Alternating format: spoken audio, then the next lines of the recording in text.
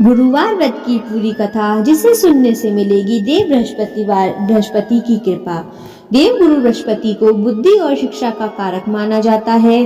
गुरुवार को बृहस्पति देव की पूजा करने से धन, विद्या, मान सम्मान, प्रतिष्ठा और अन्य मनोवांछित फल की प्राप्ति होती है। धार्मिक ग्रंथों के अनुसार गुरुवार को भगवान बृहस्पति की पूजा करने का विधान है।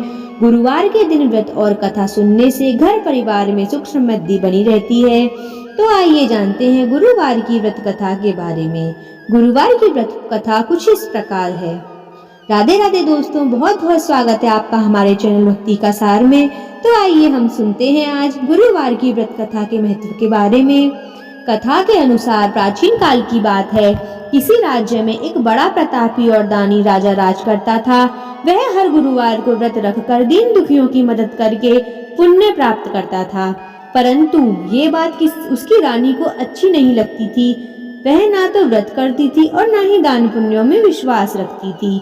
इतना ही नहीं, वह राजा को भी ऐसा करने से मना करती थी। एक समय की बात है, राजा शिकार खेलने के लिए वन गए। घर पर रानी और दासी थी। उसी समय गुरु बृहस्पति देव साधु का रूप धारण कर राजा के दरवाजे पर भिक्षा मांगने आए। साधु ने जब रानी से भिक्षा मांगी तो वह कहने लगी, हे साधु महाराज, मैं इस दिन दान और पुण्य से तंग आ गई हूँ। आप कोई ऐसा उपाय बताएं जिससे कि सारा धन नष्ट हो जाए और मैं आराम से रह सकूं। इतना सुनकर बृहस्पति देव ने कहा, हे देवी, तुम बड़ी विचित्र हो। संतान और धन से कोई दुखी होता है?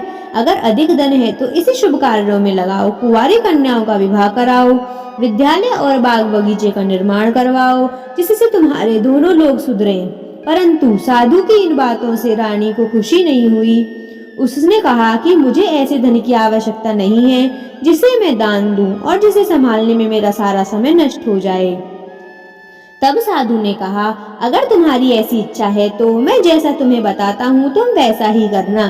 गुरुवार के दिन तुम घर पर गोबर से लीपना, अपने बालों को पीली मिट्टी से धोना, राजा से हजामत बनाने को कहना, भोजन में मांस मदिरा का प्रयोग करना, कपड़े धोबी के यहाँ धुलने डाल देना। इस प्रकार 7 बृहस्पतिवार करने से तुम्हारा समस्त धन नष्ट हो जाएगा। इतना कहकर साधु के रूप में बृहस्पति देव अंतर्ध्यान हो गए। साधु के अनुसार कई बातों को पूरा करते हुए रानी को केवल 3 बृहस्पतिवार बीते थे कि उसकी समस्त धन संपत्ति नष्ट हो गई। भोजन के लिए राजा का परिवार तरसने लगा। तब एक दिन राजा ने रानी से बोला कि हे रानी, तुम यहीं रहो, मैं दूसरे देश को जाता हूँ, क्योंकि यहाँ पर सभी लोग मुझे जानते हैं, इसीलिए मैं कोई छोटा कार्य नहीं कर सकता। ऐसा कहकर राजा दूसरे देश चला गया। वहां वह जंगल में लकड़ी काट कर लाता और शहर में बेचता। इस तरह वह अपना जीवन व्यतीत करने लगे। इधर राजा के परदेश जाते ही रानी और दासी दुखी रहने लगी। एक बार जब रानी और दासी को 7 दिन तक बिना भोजन के रहना पड़ा तो रानी ने अपनी दासी से कहा कि हे दासी, पास ही के नगर में मेरी बहन रहती है। वह बड़ी धनवान है, तू उसके घर जा और कुछ ले आ ताकि थोड़ी बहुत गुजर बसर हो जाए। दासी रानी की बहन के पास गई। उस दिन गुरुवार था और रानी की बहन उस समय बृहस्पतिवार की कथा सुन रही थी। दासी ने रानी की बहन को अपनी रानी का संदेश दिया, लेकिन रानी की बड़ी बहन ने कोई उत्तर नहीं दिया। जब दासी को रानी की बहन ने कोई उत्तर नहीं मिला तो वह दुखी हुई और उससे क्रोध भी आया। दासी ने वापस आकर रानी को सारी बात बता दी। ये सुनकर रानी ने अपने भाग्य को कोसा। उधर रानी की बड़ी बहन ने सोचा कि मेरी बहन की दासी आई थी, परंतु मैं उससे नहीं बोली, इससे वह बहुत दुखी हुई थी। कथा सुनकर और पूजा समाप्त करके वह अपनी बहन के घर आई और कहने लगी, हे बहन, मैं बृहस्पतिवार का व्रत नहीं कर रही थी। तुम्हारी दासी मेरे घर आई थी, परंतु जब तक कथा होती है तब तक ना तो उठते हैं और ना ही बोलते हैं, इसलिए मैं नहीं बोली। बताओ दासी, तुम क्यों आई थी? रानी बोली, बहन, तुमसे क्या छिपाऊं, हमारे घर के खाने तक को अनाज नहीं है। ऐसा कहते कहते रानी की आंखों में आंसू भर आए। उसने दासी समेत पिछले 7 दिनों से भूखे रहने की बात कही, अपनी बहन को बता दी। रानी की बहन बोली, देखो बहन, भगवान बृहस्पति देव सबकी मनोकामनाओं को पूर्ण करते हैं। देखो शायद तुम्हारे घर में अनाज रखा हो। पहले तो रानी को विश्वास नहीं हुआ, पर बहन के आग्रह करने पर उसने अपनी दासी को अंदर भेजा तो उसे सचमुच अनाज से भरा एक घड़ा मिल गया।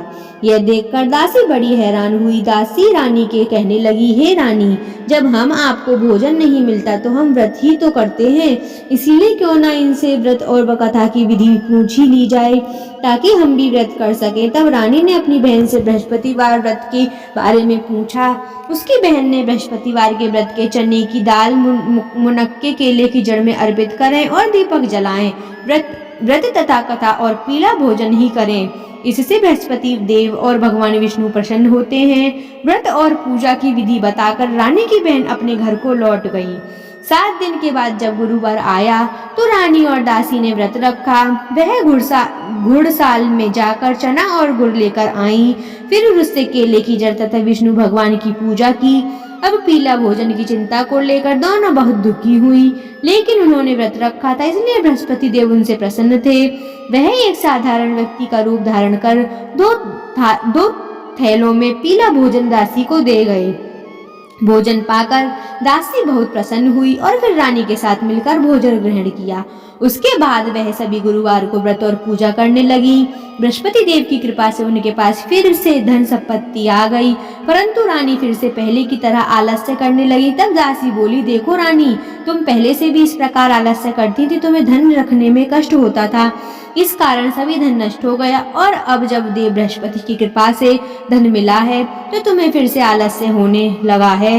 रानी को समझाते हुए दासी कहती है कि बड़ी मुसीबतों के बाद हमने ये धन पाया है, इसलिए हमें दान पुण्य करना चाहिए, भूखों को भोजन कराना चाहिए और धन को शुभ कार्यों में खर्च करना चाहिए। इससे तुम्हारे कुल का यश बढ़ेगा, स्वर्ग की प्राप्ति होगी और पितृ प्रसन्न होंगे।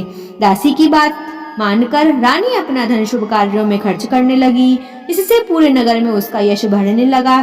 बृहस्पतिवार कथा के बाद श्रद्धा के साथ आरती की जानी चाहिए। इसके बाद प्रसाद बांटकर उसे ग्रहण करना चाहिए। तो यहीं पर बृहस्पतिवार की कथा समाप्त होती है।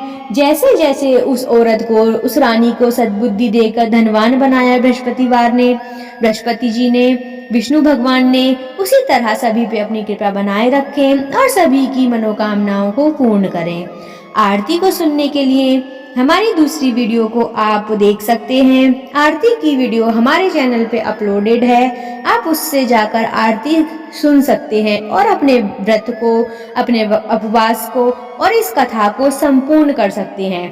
तो आशा है आपको यह हमारी गुरुवार व्रत कथा पसंद आई होगी। अगर यह कथा आपको अच्छी लगी हो तो हमारे चैनल को लाइक करें और इसी तरह की कथा, कहानियाँ, सुविचार सुनने के लिए हमारे चैनल को सब्सक्राइब करें और घंटे को ज़रूर से दबाएं, जिससे कि हमारे वीडियो की आने वाला सबसे पहला नोटिफिकेशन आप तक पहुंच सके। राधे राधे दोस्तों।